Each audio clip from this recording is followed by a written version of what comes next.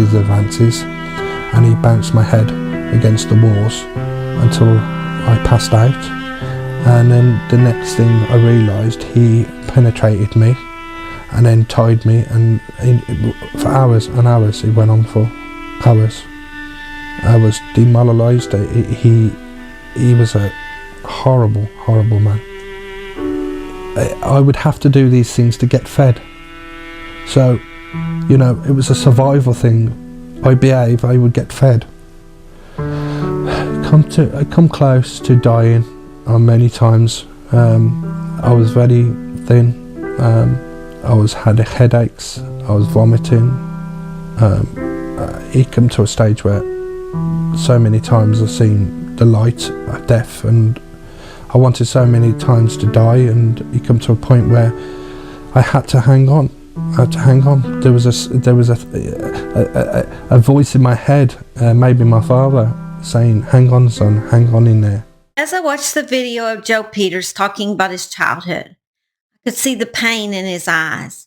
Joe Peters survived some of the worst abuse I have ever heard about. That's saying a lot considering all the abuse stories that I have discussed on my channel. He was locked inside of a dark basement by his mother for 3 long years. He became mute because of fear and neglect. While his mother was physically abusive, his stepfather was sexually abusive. Eventually, Joe was shared to every predator in the area. This is the true story about the life of Joe Peters. Hello, my name is Holly. Welcome to the Murder She Shed. Thank you for joining me today, and I hope you will smash that like and subscribe button so we can spread child abuse awareness to others on this platform. This is a very important subject to me since I was essayed when I was 7 years old by my granny's neighbor. I usually don't start my intros so serious. Usually I say, help a nerdy Southern girl out by smashing that subscribe button. I just want my subscribers to know why I talk about these cases. I believe if we don't talk about this subject and decide to keep these awful things in the dark as adults, how do you think children, youth, or even some adults are going to learn to talk about their feelings if even we cannot talk about this subject? I'm sure I will get demonetized yet again, because I usually do on about 90% of my cases. But this was never about money to me. It is about spreading awareness. I hope through my true stories and openness on this channel that you can learn it is okay to tell people your story. There are more people out there like you that have been through unspeakable things than you even know about. So many people. Maybe my channel will teach you it is okay to bring it into the light in order to help yourself and others. Before we begin, viewer discretion is advised on this case, but I do think it needs to be talked about and not hidden. Joe Peters' bio dad loved him and would have given him the world. His mom, Leslie, on the other hand, was a terrifying woman. She was a very sadistic and violent woman. Well aware of her violent nature and her hatred for Joe, the dad kept a watchful eye on him from dawn till dusk. Everywhere Dad went, Joe would go. Joe's mom, Leslie, married in her teens to her school sweetheart. She was forced by the family to marry after she actually fell pregnant. The couple had 3 boys together, and the family lived in London. Wally was the oldest. Then a few years later, Larry and Barry came along. Their marriage didn't last long, and it ended in a divorce, and Leslie learned that she really loved alcohol. One day, she decided to go to a party that her old school friend Marie was having at her house with her husband, Frankie. During this party, she met Joe's dad, William, who was also a friend of Marie's and Frankie's. Well, William actually had been in love with Marie. She was now married, and so his attention then turned to Leslie. William never fell in love with Leslie like he was Marie, but after getting Leslie pregnant, he went ahead and married her. The fact that he was willing to marry Leslie, however, did not change the way William still felt about Marie, and his plan to kindle her interest by making her jealous was working.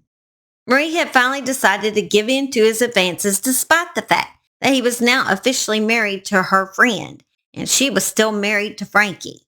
By the time Joe was born in 1973, his dad was skipping back and forth between one woman to the other. It even had 2 more babies with Leslie, a little girl and a boy. a little girl named Ellie, and a little boy named Thomas. Leslie now had 6 children.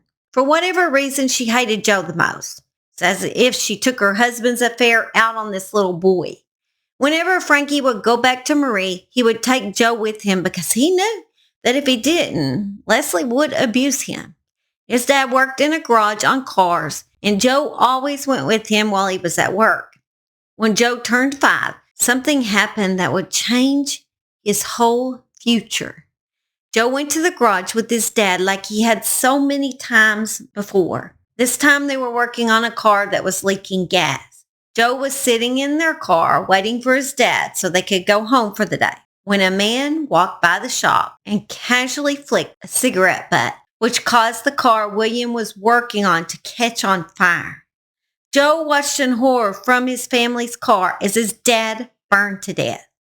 Since Marie and William had never gotten married, Joe's mother, Leslie, now had full custody of him.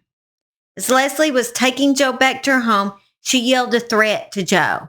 Don't think you're anything special just because you were your dad's favorite and just because you saw him going up in effing flames. You're not special at all. You're nothing. And I'm going to prove it to you. Just you effing wait.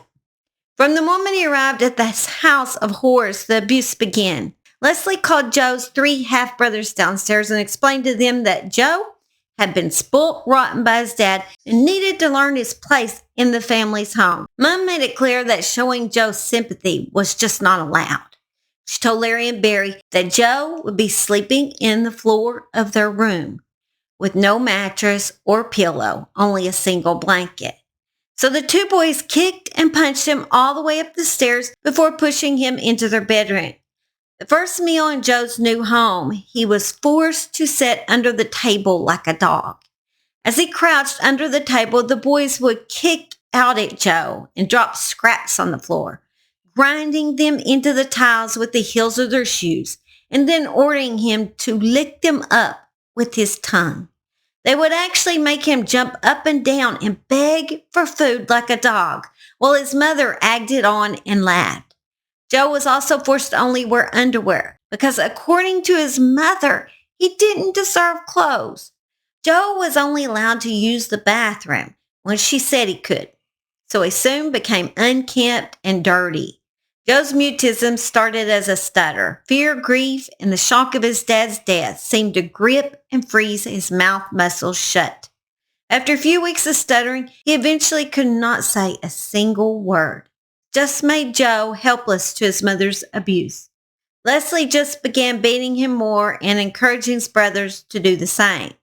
Every mean thing the brothers did, they would blame on Joe, and Joe could not speak to say differently, so he got the blame.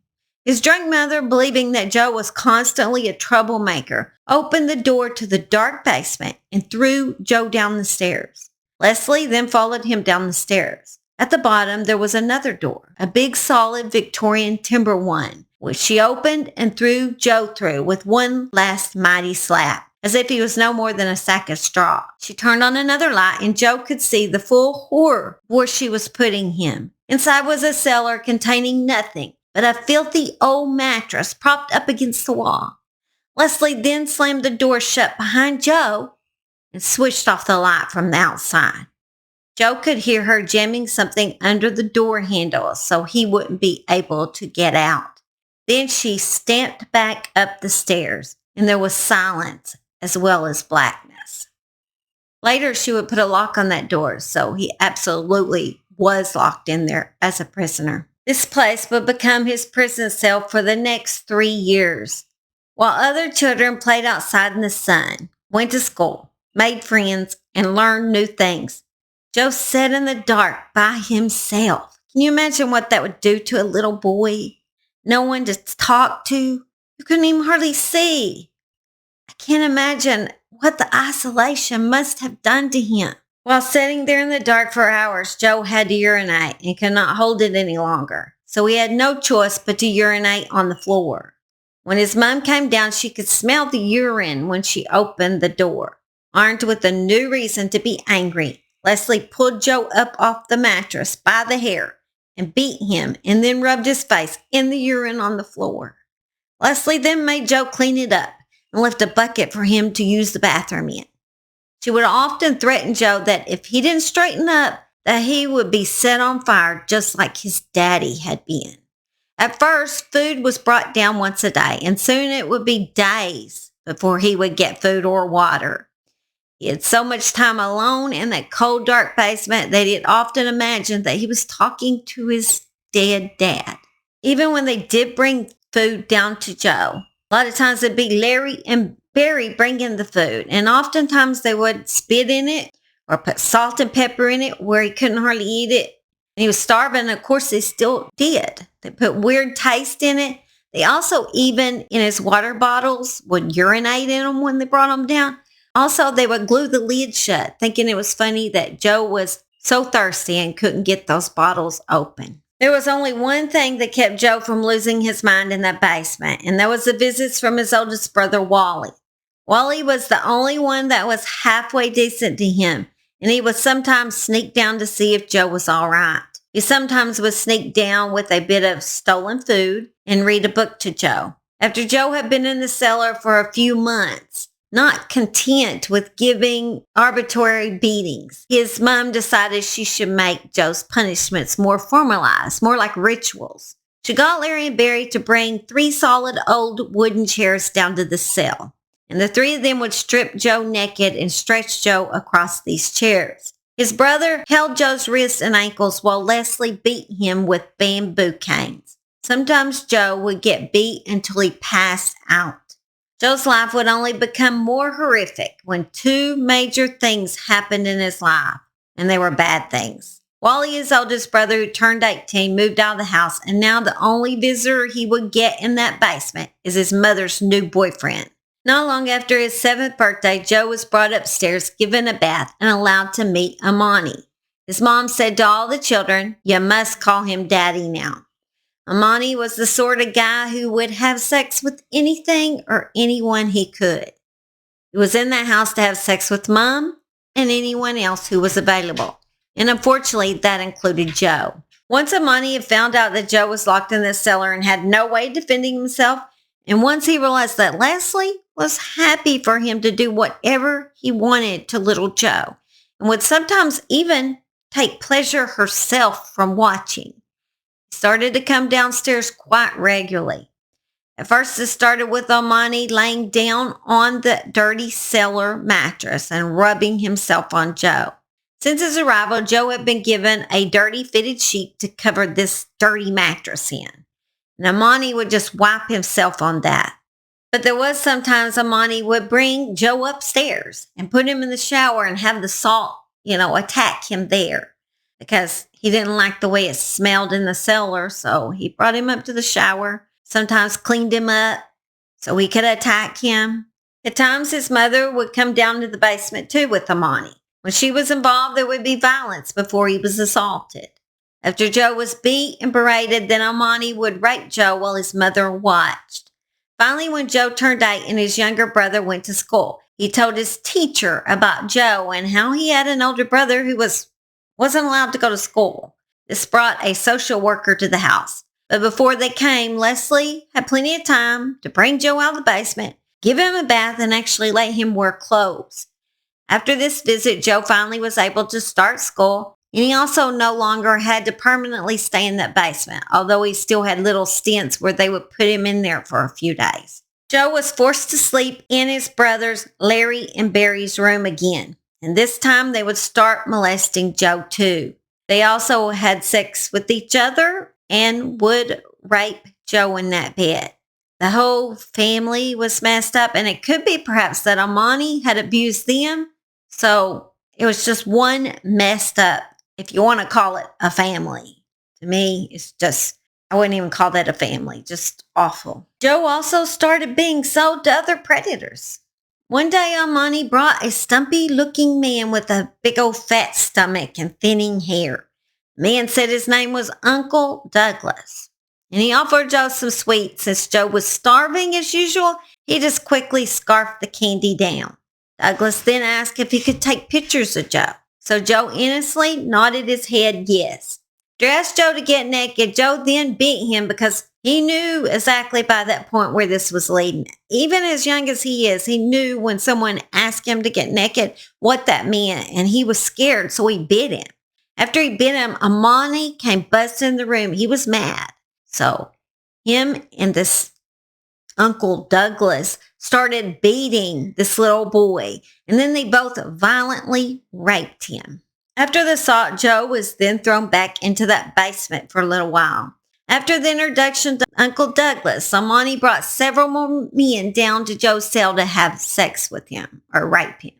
They usually came at weekends or during school holidays, but sometimes he was kept off of school on a weekday and taken down to the cellar, and he would know exactly what was in store when this happened. One of the men that visited him was a police officer. The visiting policeman made sure Joe knew that he had locked up lots of little boys like him in the past, and he was always using his steel handcuffs on Joe in that cell. They seemed to be a part of the thrill for this man. Uncle Douglas actually had more disturbing things planned for Joe. Douglas filmed CP in his house and had a network of men that would come to his house, and these men would bring children to be in these videos. Joe was being trained by Douglas to perform. Joe was 9 years old when he first came to Joe's home and was forced to perform in one of his videos. Joe and several other children would spend all weekend and every holiday at Joe's house. They would spend the night during these times and forced to perform during the day. And those same men would then sneak into their room at night and assault them again. None of the customers ever called the children by their names because they needed to objectify them. They didn't want to think of them as people. If the children didn't obey, they would be taken to the punishment room where they would be tortured until they would obey. His mother and Amani made money by selling Joe to this man, Uncle Douglas. It was their slave, basically, their cash cow. They used him.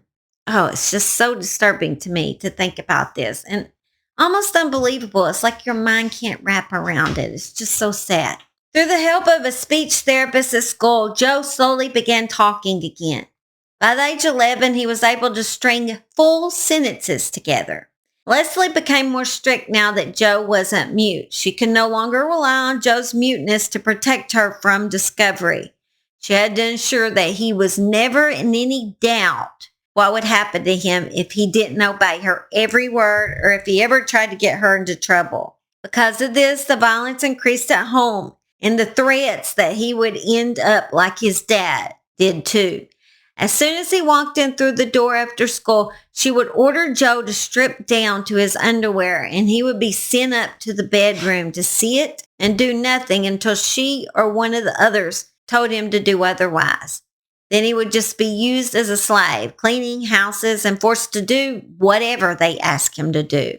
The saddest part about this story is Joe, now 12, was able to run away, but he would be sent back. He got away for a couple of weeks away from fear, violence, and rape.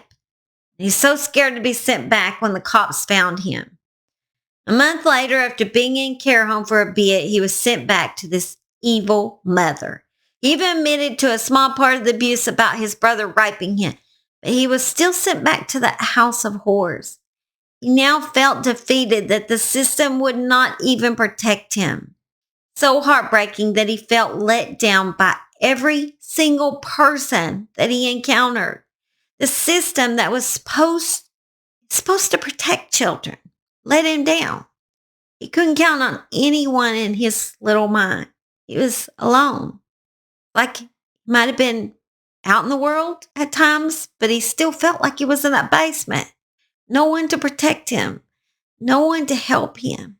Leslie was at her most charming, welcoming her prodigal son back home, making Joe look even more like a vile, ungrateful brat to the care home staff when he was brought back to his mother.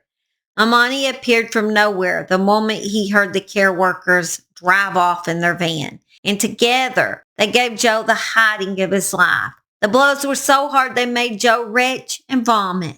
Once she and Amani had exhausted themselves and Joe was laying on the floor in a crumbled heap, Leslie called Larry and Barry and ordered them to watch Joe. They then ripped his clothes off and did what they wanted to him, and Joe was too weak and defeated to put up any struggle. By the time they had finished, Joe was so bruised and battered and sore. There was no way he could get to school the following day without somebody noticing the damage they'd inflicted on this little boy. So they kept Joe off for a week, ringing in to say he was ill. As far as Joe was aware, no one came from social service to check up on him after that. No one from the school even came to check if he really was ill. Leslie warned him before he was sent back to school that if he said anything or tried to run away again, that she would kill him. The first day Joe attended school, he ran away again but was quickly caught and brought back. He told the school staff he would not go back to the violence, and he said that his mother, he would kill her. If he went back, he would kill her because he couldn't handle anymore. But they called his mom anyway. And when she showed up at that school, he threw such a big fit, which I don't blame him, that his mom told the school she didn't want him back. He was allowed to go to a care home for 6 months before his mother decided she wanted Joe back. His mother needed the extra money that she received by selling him to predators. Amani had left her, and she needed the cash. By this time, Joe was growing too old to be any more videos, so she started making Joe wash cars for money, and she would pocket all of it. Then she started making Joe and his younger siblings actually steal anything and everything they could find. Larry and Barry had moved out of the house by now, so Joe was no longer getting abused by them. At 16, he ran away from the last time. He never saw his mother again after that day. He met his wife when he was 25 years old, and they have 5 children together. He made up his mind when he met her he would be the best father and husband that he could be. And he has been. He's been a good father. He's been a good husband. And this new little family and his new happy little life gave him the courage to write a book. And it's called Cry Silent Tears. And I actually bought this off Kindle and read it. And if you would like to hear all of his story, you can buy it on the Kindle app. I was abused terribly, kicked, punched, tied to the pipes, rapidly beaten by my brothers. I was given scraps to be fed on, a dog bowl. My teeth deteriorated. It got so bad that they glued the top on some water, and my teeth would snap with me trying to take the lid off this bottle they glued together. I was treated unbelievable, worse than a dog could be treated. I wasn't allowed to leave that cellar. I was there, I never bathed or nothing. At one point, my husband was looking through the back window back here. So, yeah, I had to re-record part of the story because he interrupted, but that's how that went. He never saw his mother again after that day. He met his wife when he is 25 years old, and they have 5 children together. He made his mind up that day when he met her. He would be the best father and the best husband that he could possibly be. He wouldn't be like his family. He would be different. He would do more with his life. And he has been. How long you been back? How long do I need to restart and record over? But I hope you guys have a blessed rest of the week. And I will see y'all soon. Yeah, I know my little guys are still kind of sad because their little buddy that died. We'll get there, won't we, guys? We'll get there. Such a sad little boy. Max is too. We both are, aren't we? Go on, bye, Simon. Say bye-bye. Let's go. Let's go.